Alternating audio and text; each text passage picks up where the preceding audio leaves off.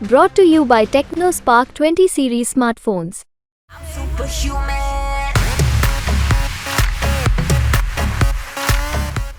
आज जिस डर के साम्राज्य से मुख्तार अंसारी अब तक इतना बड़ा माफिया बना था, इतना आर्थिक साम्राज्य कायम किया था, वो पूरा साम्राज्य उसका ढहते हुए जब उसने देखा, वर्तमान सरकार से कोई सपोर्ट नहीं मिला, वही पुलिस जो उससे दबती थी, बहु दंगे में आपने देखा होगा कर्फ्यू के दौरान खुली जीप में घूमता था, तो जब सब कुछ अपना ढहते हुए दिखने लगा तो उसके अंदर बेचैनी हो गई और अंत में मुख्तार अंसारी इतना डर गया कि हर जगह समय उसको लगता था मुझे कोई मार देगा, जहर दे देगा।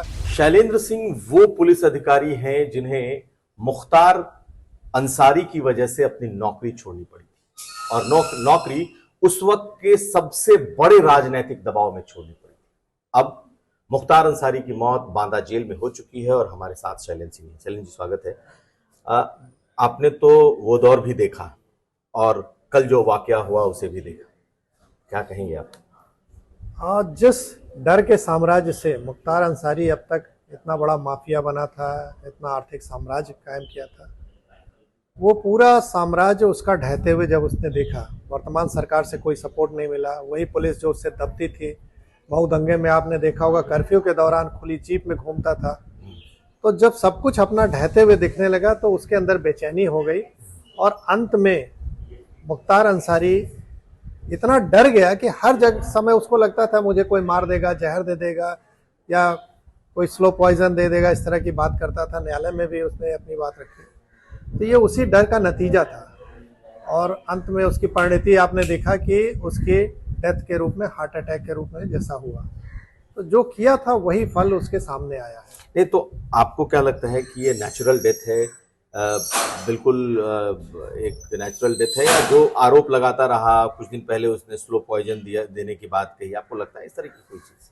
नहीं, बिल्कुल, ये विक्रम ने कहा ना कि ये उसका अपना किया हुआ ही था, वो डर गया था एकदम से, उसको किसी ने स्लो पॉइजन संभव नहीं है। देखिए जेल में चाहे अधिकारी हो, कर्मचारी हो या डॉक्टर हो, कौन अपनी नौकरी दांव पर लगा के ये सब काम करेगा, क्योंकि उसको तो एक 30 साल का अपना परिवार है, उसको लेके चलना है, एक अच्छी नौकरी है, तो कोई भी ऐसा अधिकारी नहीं होता है या कर्मचारी होता है कि जो अपनी नौकरी दांव पर लगा दे। आज के समय में नौकरी मिलना मुश्किल है, तो ऐसे समय में कौन होगा कि जो दांव पे लगा देगा किसी के लिए भी? सरकारें आती जाती रहती हैं। कितना डर गया था वो? डर का नतीजा ही था कि उसको हर समय लगता था कि मुझे खाने में जहर है या कोई मार देगा। जो पुलिस उसके सामने झुक के बात करती थी, जेल में हमने आप लोग के माध्यम देखा, डीएम जाके उसके साथ बैडमिंटन खेलते थे, उसी जेल में तन्हाई में वो जी रहा है, तो कितना डरा होगा ये आप ही जान सकते हैं। और किसी भी माफिया को, हम लोगों ने तो सभी माफियाओं को नज़दीक से देखा और सबके साथ हम लोगों का लाइव इनकाउंटर हुआ, तो इनका दिल बहुत छोटा होता है। ये जितना बड़ा 10 गाड़ी का काफिला 50 नाल बंदूक लेके चलते हैं तो केवल इसी को दिखाने के लिए, अपने को भी प्रोटेक्ट करने के लिए, ये अंदर से डरे होते हैं। और यही जब सब कुछ आवरण हट जाता है तो आप सोच सकते हैं वो डर कितना हावी हो गया होगा इस पे। लेकिन आपको मौत है। एक चीज और आपको दिखाई दे रही होगी, एक वक्त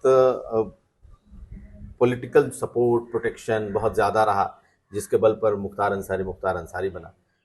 उनकी मौत के बाद भी आप देखें तो पॉलिटिकल पार्टियां समर्थन में दिखाई दे रही हैं, बार बार सवाल सरकार पर या फिर स्लो पॉइजन को लेकर के उठा रही हैं। बिल्कुल करेंगे भाई, देखिए ये चुनाव का समय चल रहा है, पॉलिटिकल पार्टी खासकर जो विपक्ष में है वो कोई मौका ऐसा नहीं चूकना चाहते हैं जिससे कि उनको एडवांटेज ना मिले, और उसके परिवार वाले तो कहेंगे ही। लेकिन जब ये बात न्यायालय में जाती है, इस सब का ट्रायल तो न्यायालय में होता है, न्यायालय सबूत पे चलता है, तो वहां ये सब नहीं स्टैंड करेगा। आप इस वक्त कैसा महसूस कर रहे हैं? कितना रिलीव्ड हैं आप? क्योंकि सब अगर भुक्तभोगी तो कई हैं, लेकिन आप वैसे जीवंत भुक्तभोगी हैं उनके, जिनको कि अपना पूरा करियर सब कुछ आपने दांव पर लगा दिया सिर्फ एक बात से कि आप पीछे नहीं हटे। बिल्कुल सही बात है, 20 साल का समय बहुत बड़ा समय होता है। 2004 जनवरी की बात थी, आज अप्रैल 2024 है, और इस 20 साल में हमने और हमारे परिवार ने जो देखा है वो केवल हम लोग जानते हैं। तो वो घटना अगर मैं याद करता हूँ, सब कुछ है, तो आज मुझे इस बात का संतोष है कि जो इसने किया था उस तरह से ये खुद अपने ऊपर ये तिल तिल करके नहीं मरना कहते हैं, तो उस तरह ये मरा है। ये 3 साल से जो पिछले जब से पंजाब से आया, अब इसकी दुर्गति मैं देखता था आप लोग के माध्यम से, टीवी के माध्यम से, तो मुझे इस बात का होता था कि देखो, जिसका साम्राज्य इतना था कि सरकार इसके आगे झुक जाती थी, पुलिस प्रशासन की तो हिम्मत ही नहीं, कोई बात ही नहीं करता था इसके खिलाफ, कार्रवाई तो बहुत दूर की बात है। आज उसकी क्या स्थिति हुई, इस व्हील चेयर पर घसीट के आया पंजाब से। तो जो किया था वो सामने आया, और मुझे इस बात की रिलीफ है कि भगवान के घर देर है अंधेर नहीं है। थोड़ा सा रिकाउंट कर सकते हैं आप उस दिन को, उस वक्त को जो आपके साथ हुआ था? अब उस समय तो बहुत विपरीत परिस्थिति थी, सोचना बड़ा, मैं नहीं चाहता हूँ उस चीज़ को सोचना, कि हम लोग और हमारी टीम जान पे खेल के रिकवर की। लाइट मशीन गन की रिकवरी एकमात्र रिकवरी अब तक उत्तर प्रदेश की है, ना पहले कभी हुई, ना 20 साल से अब हुई है, 20 साल में। तो हमने और हमारी टीम ने जान पे खेला। उसके बाद जो गुड वर्क था वो बैड वर्क हो गया, हमारी टीम को भी प्रताड़ित किया गया, मुझे भी किया गया। हमने अंत में सब कुछ अपने लेते हुए इस्तीफा दिया, और त्यागपत्र में लिखा भी इस बात को कि अब तो सरकार को निर्देश सीधे माफिया दे रहे हैं, उनके हिसाब से सरकार चला रही है, हमारे जैसे ईमानदार अधिकारी के लिए काम करना मुश्किल है। और सर्विस छोड़ने के बाद जब हम बाहर आए, तो सरकारी आवास छोड़ने के बाद प्राइवेट कोई हमें अपना घर नहीं दे रहा था। शाम को सामान रखूं, सवेरे खाली करना पड़ता था। आजीविका के लिए कहीं कोई प्राइवेट कंपनी में जाऊं, कुछ करना चाहूं तो कोई जॉब नहीं मिलता था, क्योंकि आप भी जानते हैं कि घर लेना हो, गाड़ी लेना हो तो बिना लोन के नहीं मिलता है, और लोन आपको बिना पे स्लिप के नहीं मिलेगी। तो मेरे लिए बहुत विकट परिस्थिति थी। वो सब दौर बीत चुका है, उस पर ज़्यादा अब नहीं कहना है। लेकिन इस बात का संतोष है कि भगवान देर से ही हुआ, लेकिन न्याय हुआ। लेकिन एक सवाल और उठता है कि उस वक्त के किसी अधिकारी ने, उस वक्त के किसी नेता ने, मंत्री ने, मुख्यमंत्री ने आपको कोई सपोर्ट नहीं किया, आपके खिलाफ ही बने रहे? नहीं, देखिए, अधिकारी जो सपोर्ट करना भी चाहे, स्टैंड लेना भी चाहे, तो आपको याद होगा बनारस के रेंज के डीआईजी, जोन के आईजी और तत्कालीन एसएसपी एसटीएफ जो राजकुमार विश्वकर्मा जी भी मुख्य सूचना आयुक्त बने हैं, इन लोगों का रातों रात ट्रांसफर किया गया, और हमारी पूरी यूनिट को क्लोज करके बनारस से लखनऊ बुला लिया गया। तो एक पूरा संदेश दिया गया था कि कोई सपोर्ट अगर इनके साथ में खड़ा हुआ तो उसको खामियाजा भुगतना पड़ेगा।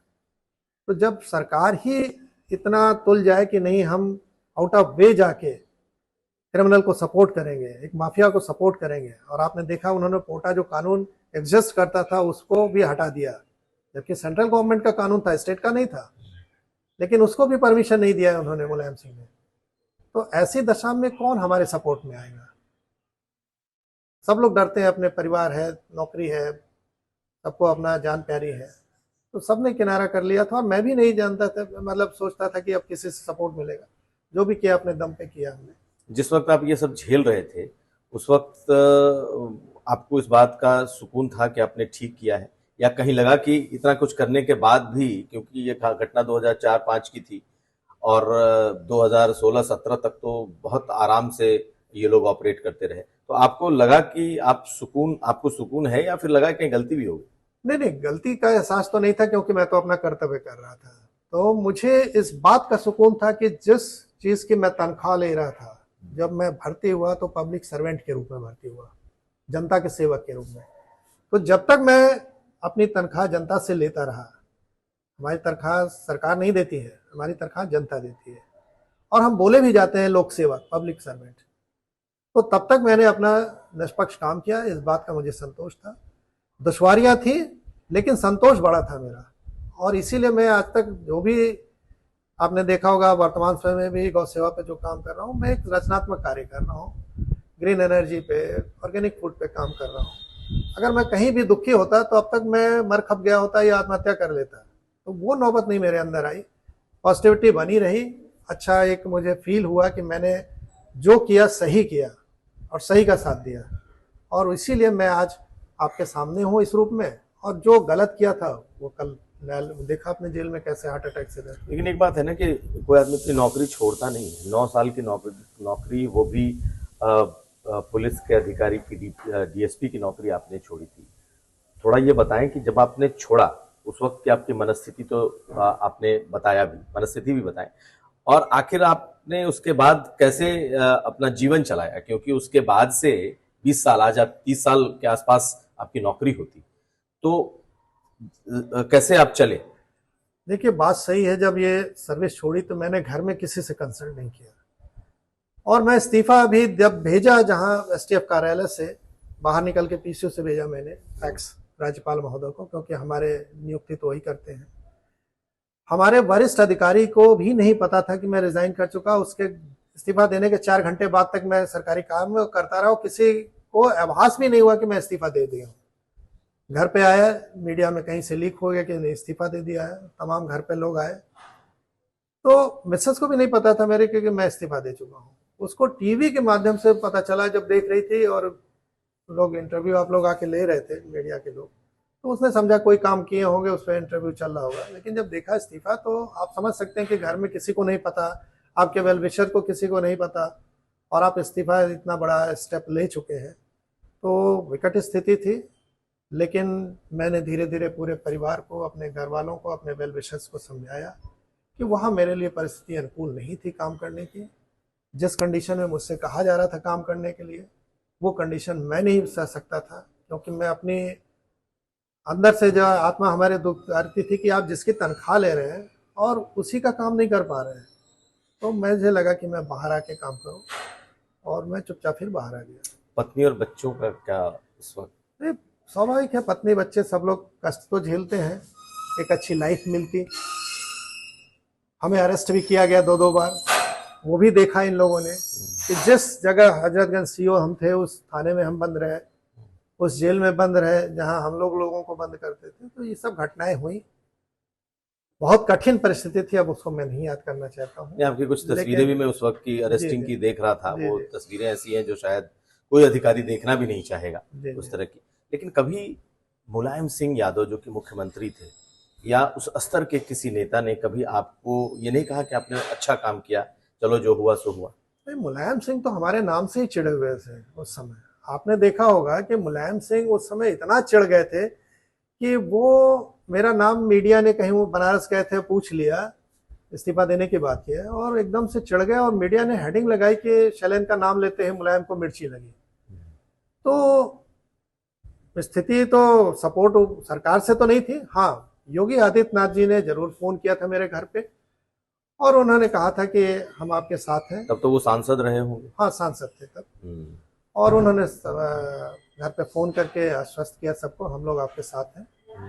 और मुझे इस बात की खुशी भी है, और मैं पुनः उनका आपके माध्यम से धन्यवाद देना चाहूँगा कि जब उनकी सरकार बनी, वो 2 केस जो मेरे इन लोगों ने लगाए थे वो वापस ले लिए, और 3 साल पहले फाइनली सभी क्लोज हो गए। अब आखिरी सवाल यही कि कल जब आपने ये खबर सुनी तो उस एक पल में आपको कैसा लगा? नहीं, एक विश्वास तो नहीं था इतनी जल्दी कि ये सब हो जाएगा। नाटक चल रहा था उसका कि हाँ ये स्लो पॉइजन दिया जा रहा है, ये दिया जा रहा है। तो मेरे दिमाग में था कि यहाँ से ट्रांसफर के लिए एक अपना बना रहा है ग्राउंड, कि हमको उत्तर प्रदेश की जेल से बाहर कर दिया जाए दूसरे स्टेट में। जब कल हार्ट अटैक से डेथ हुई, तो यहाँ ये भी बात आता था कि ये डर गया है, इतना तो समझ में आता था उसके चेहरा हाव भाव देख के कि अब ये डरा हुआ है। और कल हार्ट अटैक आई तो पहला दिमाग में ये आया कि देखो, जिस डर का साम्राज्य से तुमने राज किया, वो डर आज तुमको ले लेगा, ये दिमाग में आया। और भगवान के घर देर है अंधेर नहीं है, जो कर्म आपने किया है उसका फल आपको मिलना ही मिलना है। एक और आखिरी सवाल ये कि अब जबकि ये सब चीज़ें बिल्कुल ख़त्म हो चुकी हैं, आप इसके आगे क्या ये देखते हैं कि अब उत्तर प्रदेश में जितने भी माफिया या जितने भी डॉन हैं, उनके उभरने का वक्त अब खत्म हो गया, और आपको लगता है कि ये स्थिति बनी रहेगी? क्योंकि आज के समय में जिस तरीके से, चाहे एनकाउंटर में मारे गए हों, जेल के भीतर मारे गए हों, जेल जाते, अस्पताल जाते मारे गए हों, या हार्ट अटैक से मौत हुई है, अब ऐसे माफियाओं का क्या अंजाम, हश्र या हालात आप देख रहे हैं? हाँ, बहुत अंतर आया है। अब पॉलिटिकल पार्टीज भी पहले जितना धड़ल्ले से इनको टिकट दे देती थी, अब 10 बार सोचती हैं कि हमारी इमेज न खराब हो। मीडिया के माध्यम से, सोशल मीडिया के माध्यम से बात रातों रात लोगों तक पहुंच रही है। तो ऐसी कंडीशन में लगाम तो पहले से ही लगना शुरू हो गया, लेकिन ये जो कल की बात है, इसके बाद से हर कोई ये सोचेगा एक बार कि भाई हम किसके लिए इतना सब कुछ करेंगे। सैकड़ों हजारों करोड़ का एम्पायर बनाया, और वो देखते देखते आपके सामने ही खत्म हो गया। तो अब हर लोग ये सोचेंगे ये उदाहरण हमारे सामने है और इस पे जाने से कोई बहुत फायदा नहीं अब है। आप ऐसी ताकतों को सिर उठाते नहीं देखते। अब मुश्किल है, बहुत मुश्किल है। जनता भी अवेयर हो रही है। जो इनको पॉलिटिकल प्रश्रय मिलता था पहले, लोग नहीं जानते थे कि कितना सपोर्ट सरकार कर रही है। अब तो 2 मिनट में सबके सामने आ जाता है कि सरकार ने क्या किया है, कोई चीज छिपती नहीं, हर चीज ऑनलाइन है। तो ऐसी दशा में सरकार भी सचेत हो गई है, पॉलिटिकल पार्टीज भी सचेत हो रही हैं। वो उसी एक्सटेंट तक करती हैं, देखती हैं जितना हमारा वोट प्रभावित ना हो। अगर वोट उनका प्रभावित होने लगा, ये डेमोक्रेसी है, जनता अगर मन बदल ले तो 2 मिनट में इनको बाहर फेंक देती है। आप खुद देखिए ना, जिस समाजवादी पार्टी ने ऐसे लोगों को बहुत सपोर्ट किया आउट ऑफ वे जाके, या बहुजन समाज पार्टी ने, आज उनको कहाँ क्या हर्ष हो रही है।